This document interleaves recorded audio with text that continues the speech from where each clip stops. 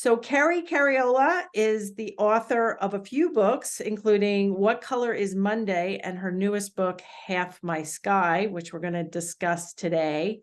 And Carrie lives in southern New Hampshire with her husband, Joe, and their 5 children, including Jack, who has autism.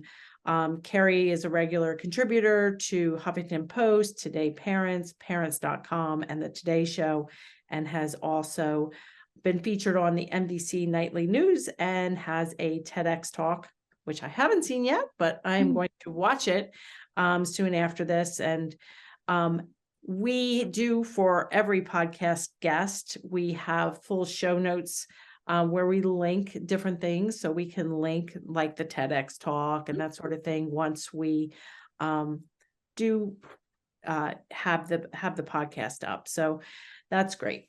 So let's get to this really great episode with Carrie Cariello.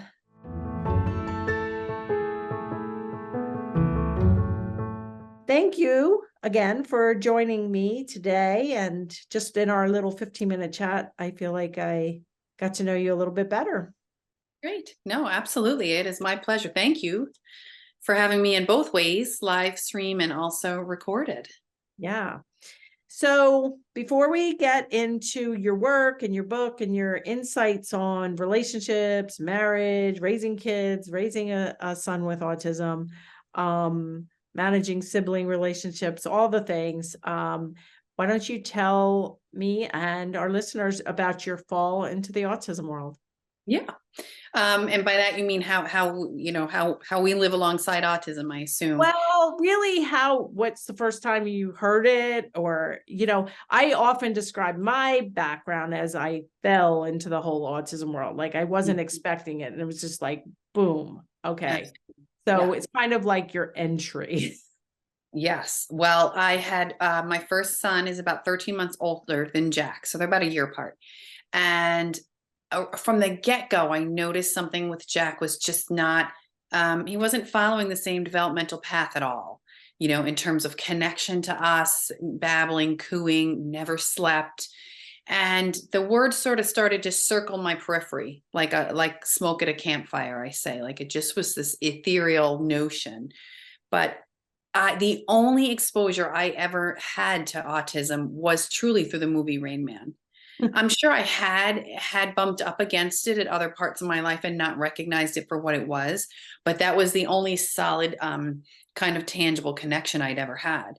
So we lived in Buffalo, New York at the time. We started the long road of trying to get early intervention, trying to get evaluations, trying to figure out the best way to help him at least develop some speech initially was our biggest concern. And so he was diagnosed pretty early on. He was 18 months old when we got the final the official diagnosis. And it's, I always say some days are meant to be remembered forever. And that's certainly one of them. I had taken him myself. My husband is a dentist, was working to this long awaited appointment. Right. And even in the waiting room, Jack was so difficult to manage in those times because he just was whirled around and he touched things constantly he wasn't supposed to be touching. And he ran from me every chance he got. And I remember finally getting into the small exam room and like sweating. I was sweating by then just from chasing him. And the doctor was so kind and gentle. And we started to sort of have the back and forth. Well, what are you seeing? Well, he never sleeps. He never seemed to know who we were. He never seemed to have any meaningful connection to us. And we were trading information. And then Jack was still sort of spinning and whirling. And he slammed his shin against the metal corner of the metal filing cabinet. And he just at the first evaluation. Yeah. He sank to the floor, screaming, shrieking. And it was just one of those crystallized moments where the doctor looked at me and he said, "Does he ever come to you for comfort?" And I said, "No, he never, ever comes to me for comfort." And in that moment, I knew we were headed to this. All signs were pointing to autism. And so that was the day we got the official, it was originally pervasive developmental disorder in New York. That's how they categorized it. We moved 2 years later to New Hampshire, where he was umbrellaed under autism spectrum disorder. So we fell hard into autism. I remember calling Joe, and he said Literally, he fell hard into he his fell pit. hard. Yeah. And I said, it's autism. And he said, this is so consistent with my husband. He said, okay, I'll bring him a pizza for dinner. So um, we were so naive then, because we had so little knowledge of it, that we thought he would outgrow it. We really thought with the right services, it would sort of shape him to a different boy altogether. And sometimes naivete is just your friend. So Yeah. Yeah. So you started some therapy, and was it intensive therapy? I mean, I don't know how to measure it intense wise. I was working then. So he went to daycare. And on top, that was not service based, obviously. But on top of that, he had speech therapy once a week. And then he had like a OT come to the house once a week. So I would say a total amount of services was maybe 90 minutes. Oh, After close to 6 to 8 months later, we started him in an integrated preschool. But back then, and I can't speak to now, I'm curious what young moms and dads are facing. The wait for anything was extensive. The wait to get him into the preschool, the wait to get on any kind of services that could come to your house. ABA was not part of our landscape back then. And people ask me a lot if we participated in ABA. It was never offered. I had never really heard of it until we moved here to New And so Hampshire. what year was he diagnosed? So that was 2006. Okay. So yeah, I can speak to, I mean, my son was diagnosed in 1999 in Pennsylvania, and ABA was recommended. Oh, interesting. Intensive ABA. And very much Pennsylvania had this loophole that some other autism parent found, that actually the kids went on medical assistance. And so back before insurance paid, Pennsylvania insurance medical assistance paid for intensive services. But yeah, the wait list now, even before COVID, just for an evaluation, were 9 months, were 9 months to 2 years. And then every service, because that's pretty much my work with my Turn Autism Around book, and even this podcast, is parents of kids with early signs of autism, newly diagnosed, the younger kids. And we're going to talk about Jack and his trajectory over the years and where he's at now. But yeah, people are waiting longer than they were waiting in 2006. And it's frustrating, but that is hard, because time really is of the essence in those early years. Right. But Jack did really well. And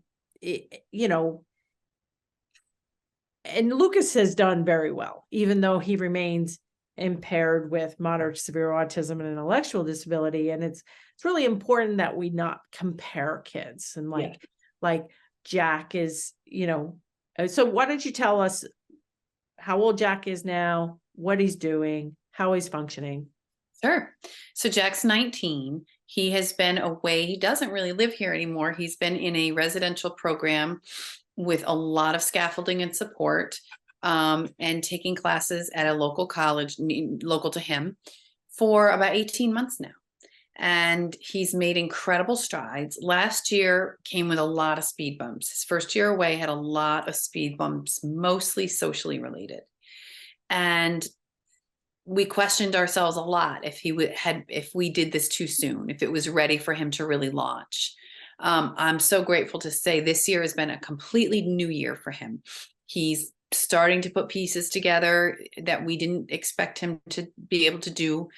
And he's just really starting to settle into a life of, I call it tentative steps of independence.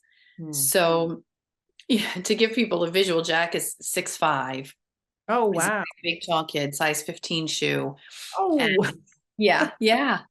Which comes with its own, believe it or not, kind of set of worries, because he is so, on one hand, you're like, okay, he's big, maybe, hopefully nobody will take advantage of him. But on the other hand, number one, we learned that's not the case. We ran into a little bit of an issue last year, but Jack doesn't drive. So he lives in this small city, and it's a perfect size for him.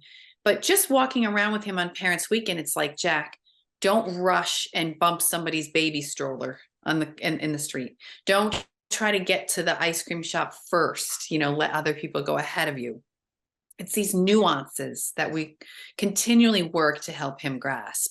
And so I do have a worry, like if he catches somebody on their worst day and kind of cuts ahead of them in line, and he's this giant human, that could have some pretty bad, consequences. Yeah. So people are very, very curious about the program where he goes.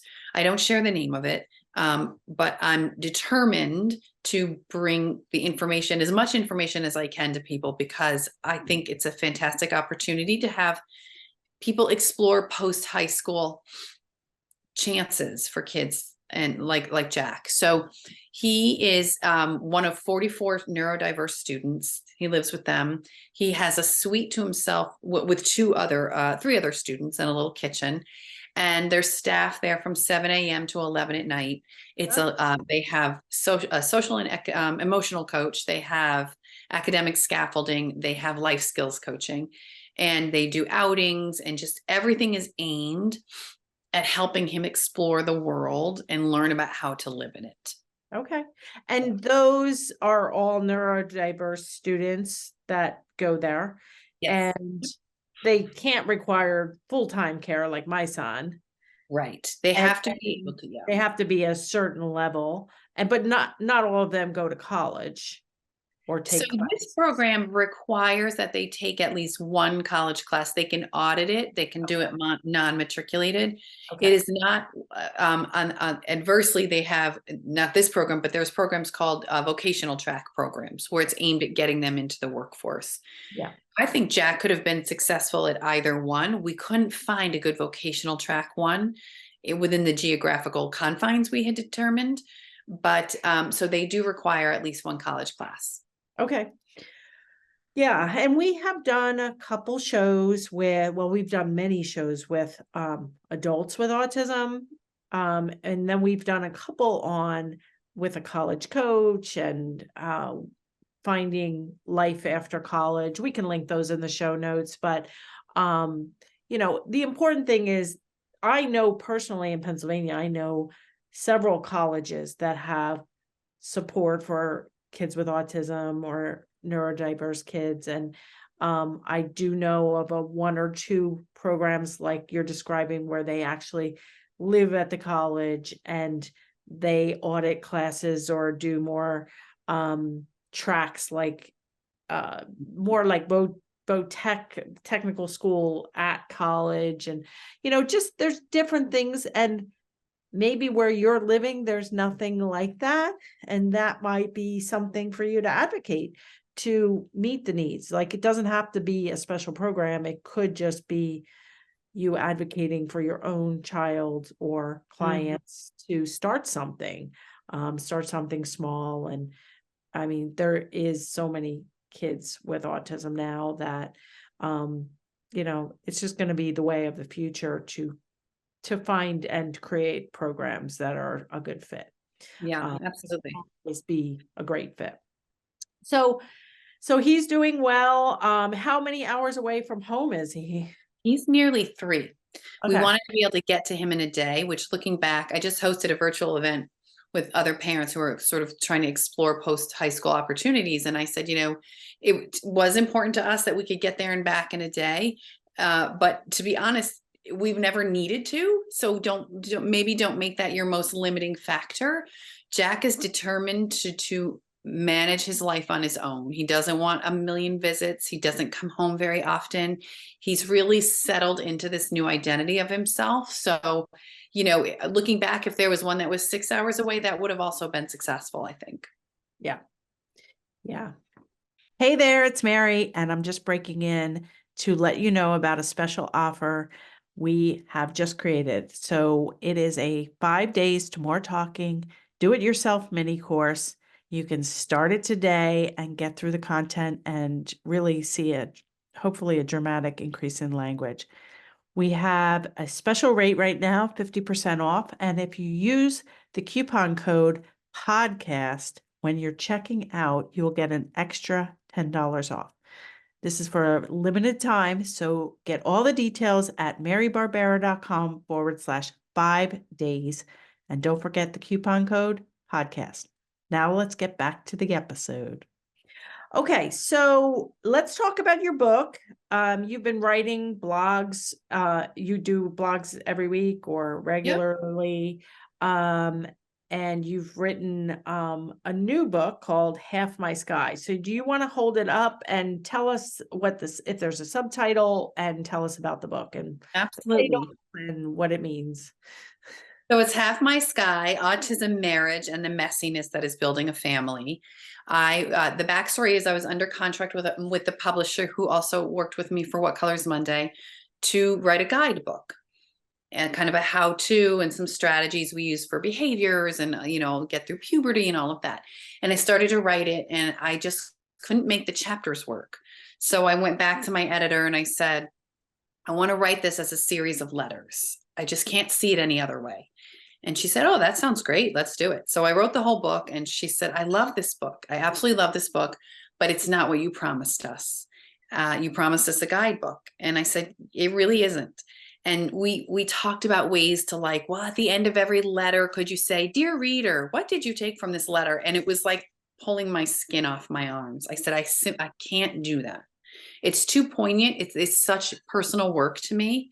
And I said, you know what? I'll just we hadn't even named it yet. Whatever title it wound up being, I'll just keep this and I'll see where it goes and I'll write your guidebook. And I'm in the middle of doing the guidebook now, which is fun because it's kind of stretching me in a different way as a writer.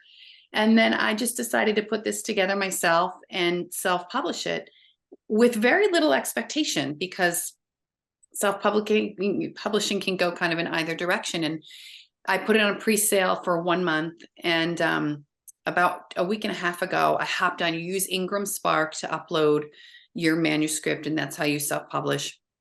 I said to Joe, my husband, I got to check something on Ingram about timing or whatever. And I looked on, and it was 8,300 copies sold in Wow. pre-sale. It's since over 9,000 Oh my goodness. pre-sale. That's amazing. So it is far exceeded my expectations, and it is a series of letters to many people in my universe, but also to sort of the new mother and father absorbing a diagnosis for the first time. It's a letter to Jack. The book picks up in puberty in 6th grade, which was a very difficult time for us. And then it takes the reader all the way through the day we drop Jack off at his program. So I'm very excited about it. I think there's something for everyone in it. Half My Sky, I can tell you about the cover itself, is a picture of Jack. We were in Italy at the hometown where my mother-in-law was born, and it was drizzling. And we said, Jack, put the umbrella up over your head. And that's so literal, Jack, holding it straight up above his head. And I don't even know where that umbrella came from. Honestly, we didn't travel with an umbrella. So, and then the title, so the center of the book is really marriage and building a family together in this messy, ordinary way. I'm very open about our marriage. I talk a lot about our jagged moments, a lot about, periods of disconnect and finding each other again. In almost all of my essays about Joe, I refer to how he holds up half my sky. And so when I sat down to title the book, you have sort of all these working titles, as you know, and this one I just kept coming back to this one. It just resonated with me. So that's beautiful.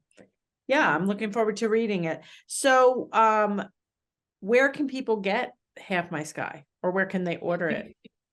You can get it anywhere books are sold. Your bookstore can order it for you. Barnes and Noble carries it. Amazon carries it. Okay. Yeah. Okay, great. And how is it different? I haven't read What Color is Monday either. And now you're working on a guidebook for Color is Monday, right? Just a standalone guidebook. What Color is Monday started. That was sort of like the little book that could, that book is 11 years old now, and it starts on diagnosis day and with a letter to myself. Okay. I do love letter writing. And, but the rest of the book is chapters, and it just sort of meanders through life with these 5 little kids. At that time, I had 5 kids under 9. When my 5th was born, my oldest was 5.5. So I had 5 under 6 at one point. And it's sort of like takes you through what it was like when we tried to travel. We went on the Disney cruise and we lost Jack, and sort of very anecdotal. But the heart of it is kind of, wow, we're just bumping along in this life and we're making some mistakes. And here are a few things that worked for us. Okay. And I know we get this question a lot, like, should I have another child? And in my case, I had Lucas and I got pregnant with Spencer, when Lucas was 8, 9 months old, before we suspected any issues.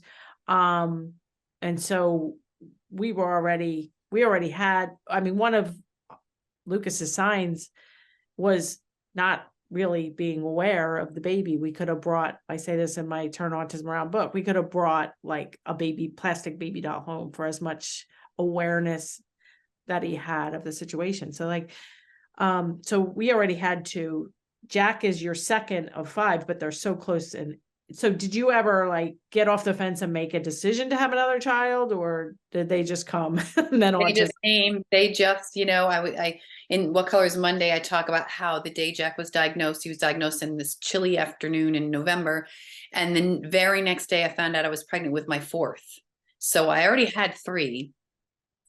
Then we had my daughter, and then we lived in New Hampshire at the time. And my husband, Joe, was supposed to have the surgery that makes sure there aren't any more children.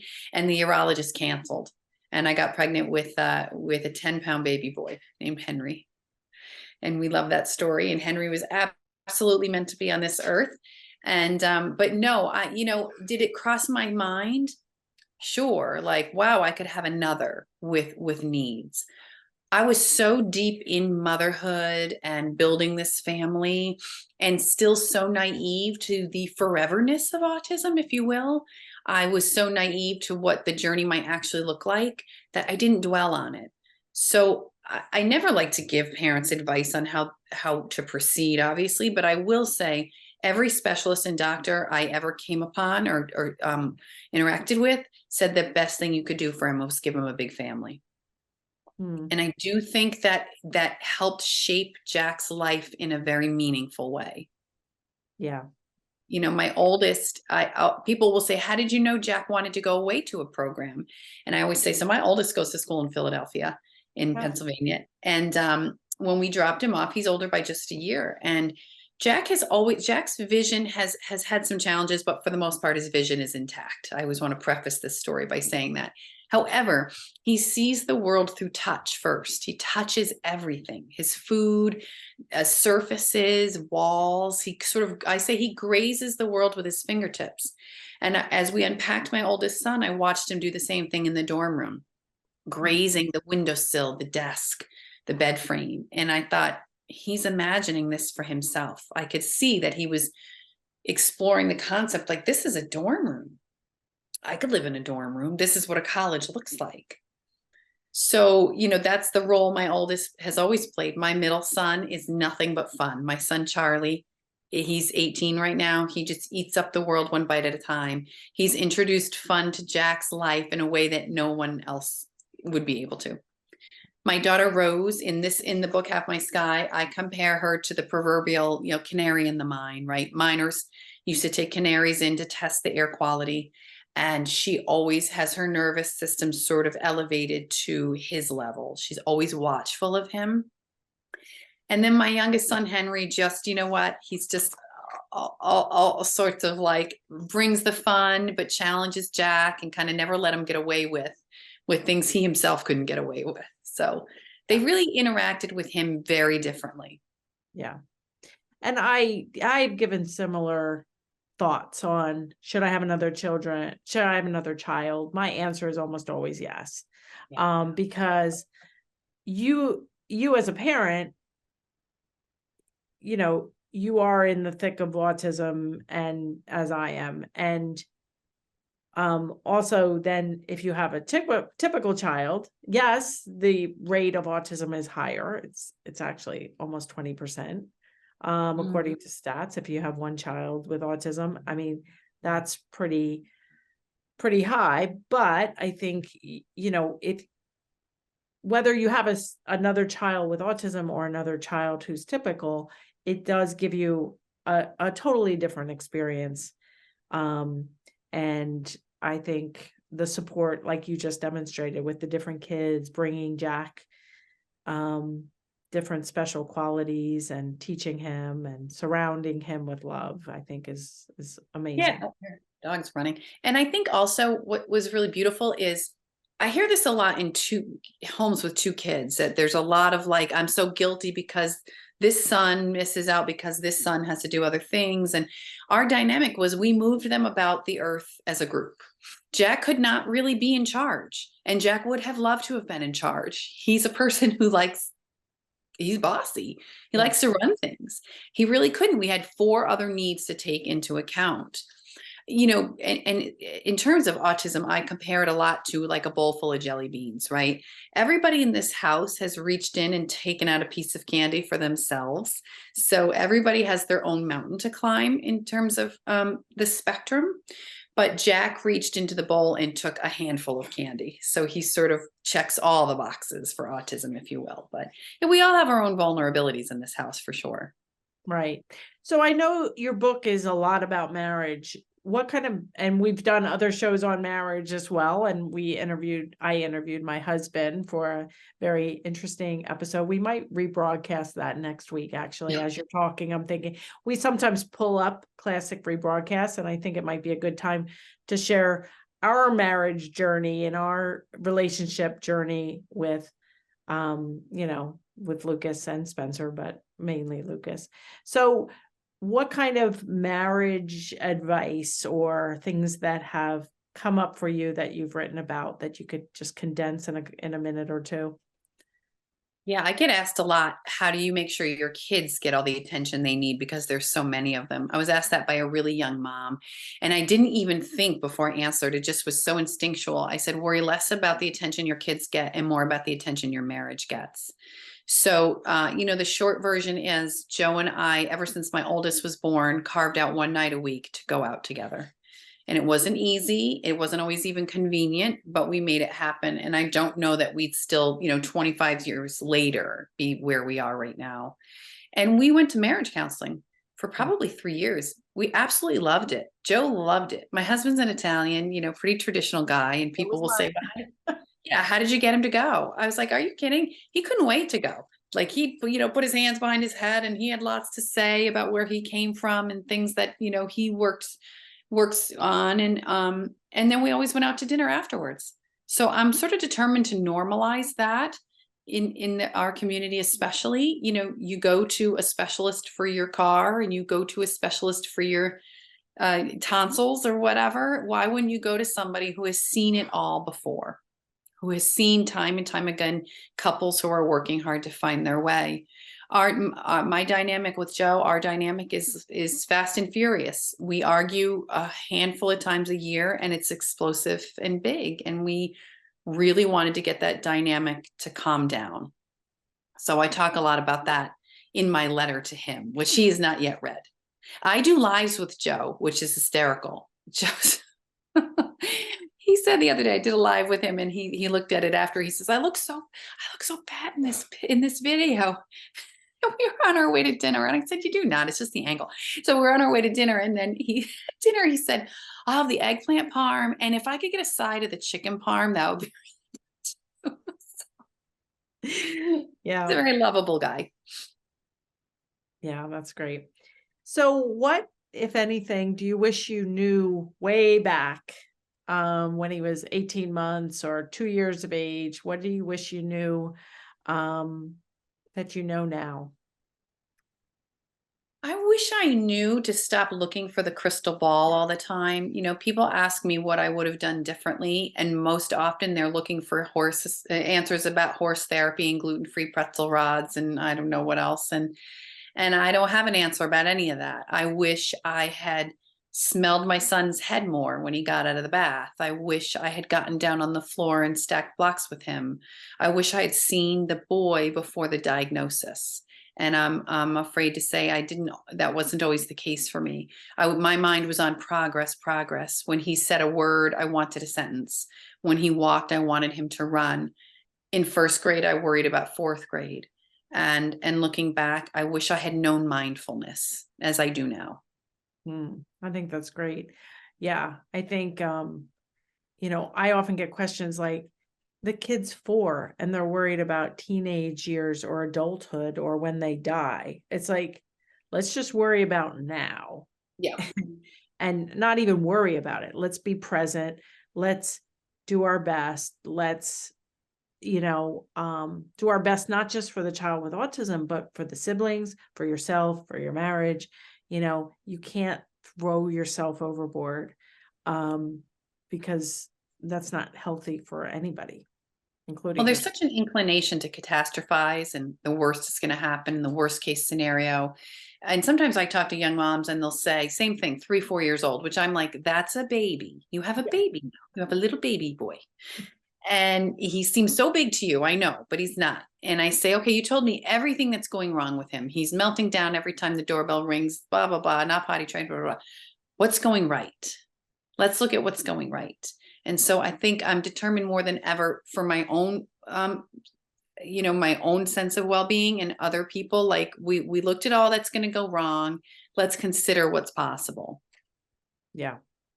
Yeah. And I do, as a behavior analyst and somebody that teaches parents what to do for potty training, for Yeah. sleeping, for picky eating, there is a lot of power and a lot of well-being that you can do by learning how to solve these big issues of Right. going out in the community, potty training, and where I do think to empower people to, what I say in my book is like, become the captain of the ship, not in an obsessive throw yourself over the boat, but in a, hey, I'm going to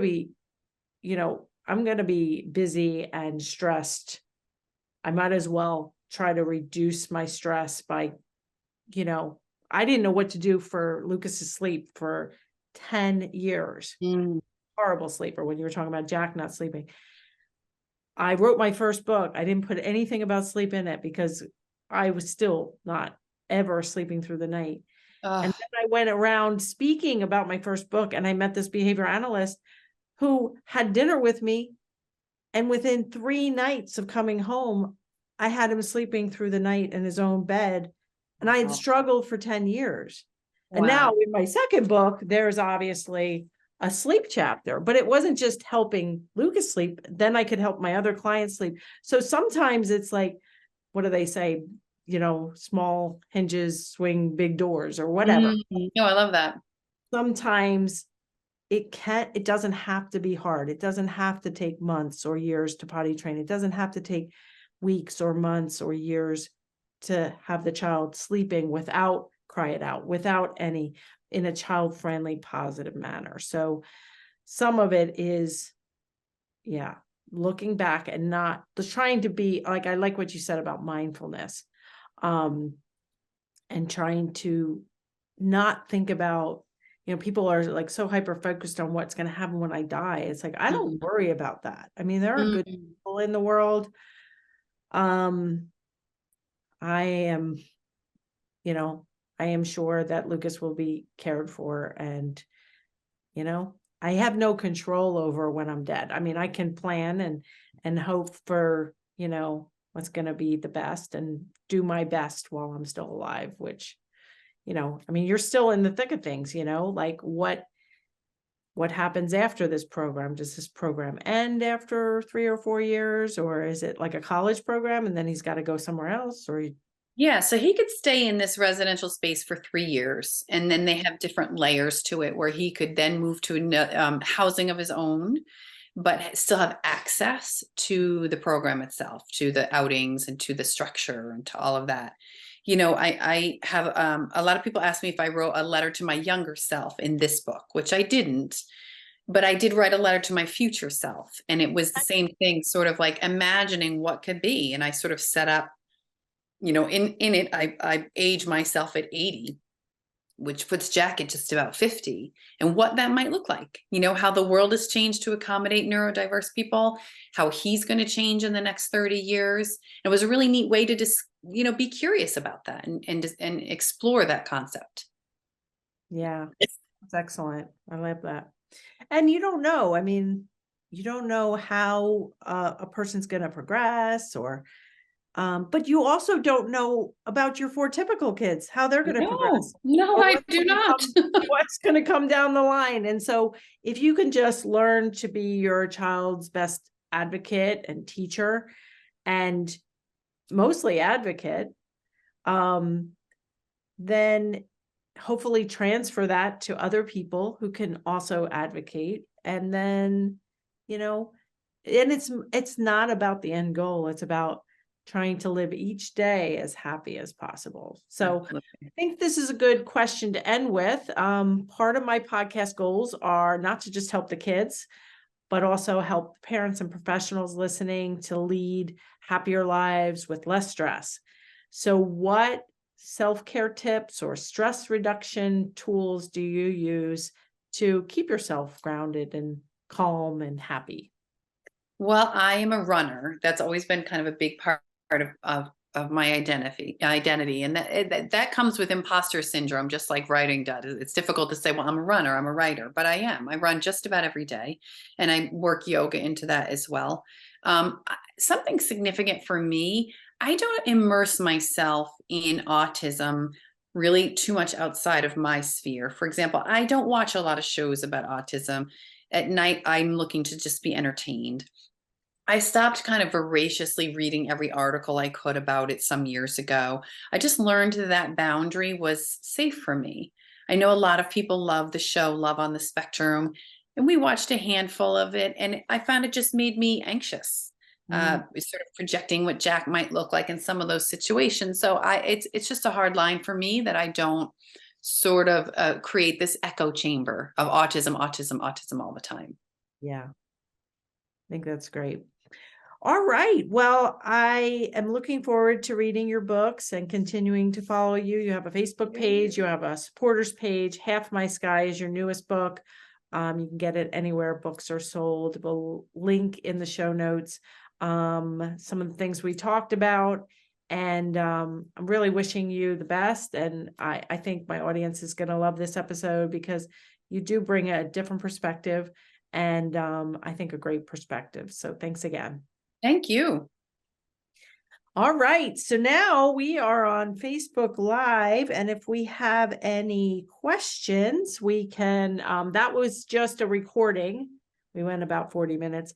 So that's a recording for the Turn Autism Around podcast. So if you haven't subscribed to the podcast or my YouTube channel, you can do that and watch it again, watch it here on Facebook, either live or as part of a recording.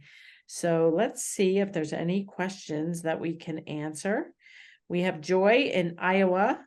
I follow both of you. Met Mary and April in Minnesota.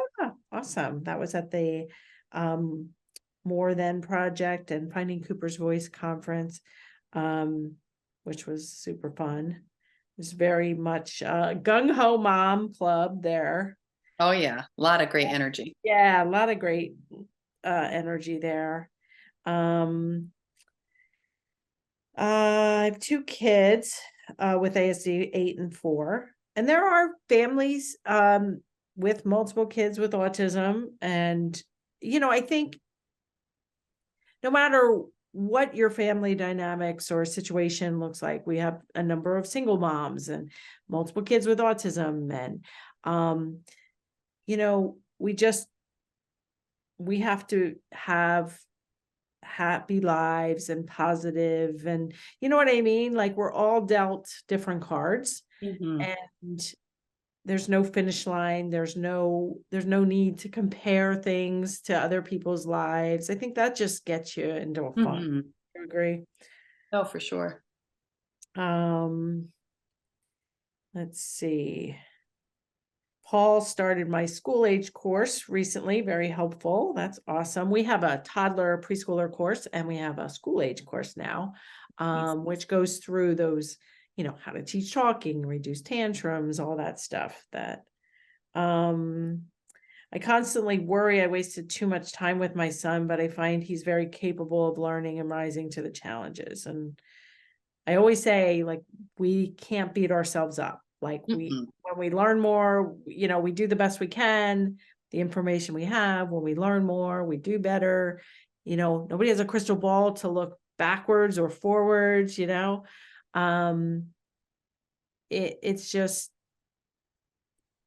we just have to, give ourselves grace. Wouldn't you agree? Yeah, be gentle with ourselves.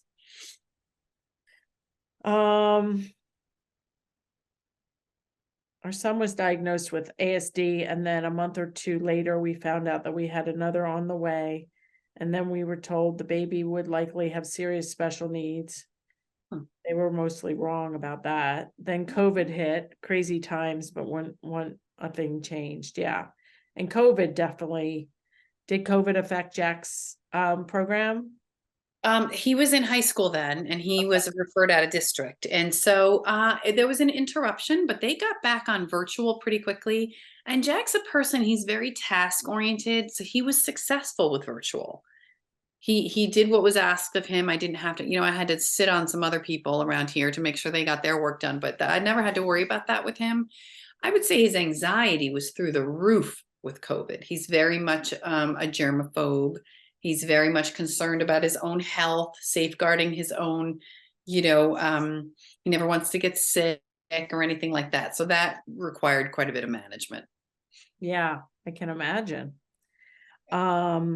Fabienne, who is in Switzerland, I met her in person once when I was in Germany many years ago, right? Like 9 years ago. She's here. She said, "Thank you, ladies." She has a son who is more like Jack, like talking bilingual or even trilingual. And yeah, we have quite a participants in my community are from over 100 countries. So we have many people that speak multiple languages and are really super, super gung-ho, which I love.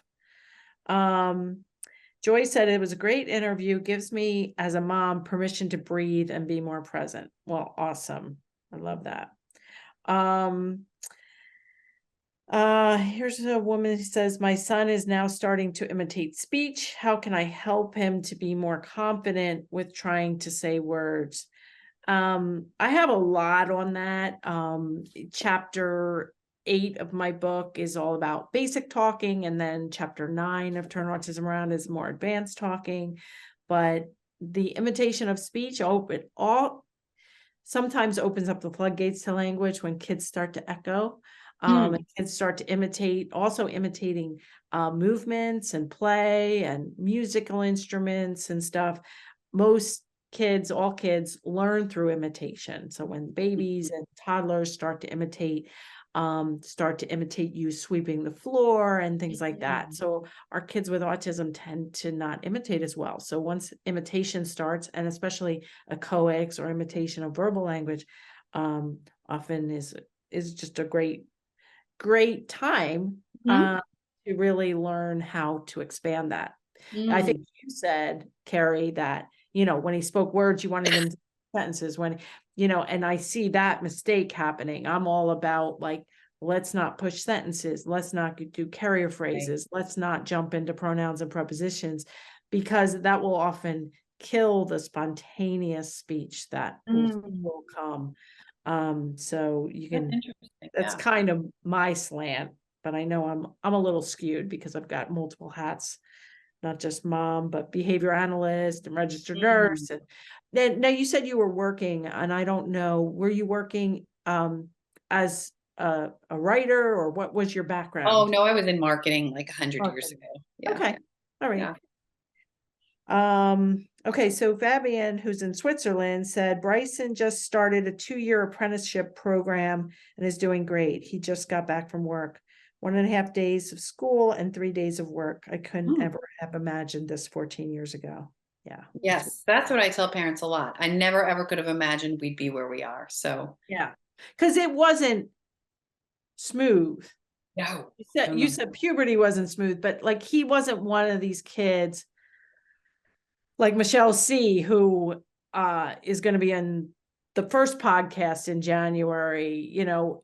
Her daughter, opened up the floodgates a month into my program, started talking. She's in typical kindergarten without support. She's fine. Yeah. Like Jack got an early diagnosis, but he was in special education with an IEP. You know, Mhm. he was, you know, there were a lot of issues along the way, right? Absolutely. A lot of speed bumps along the way. Also magnified by severe anxiety and OCD.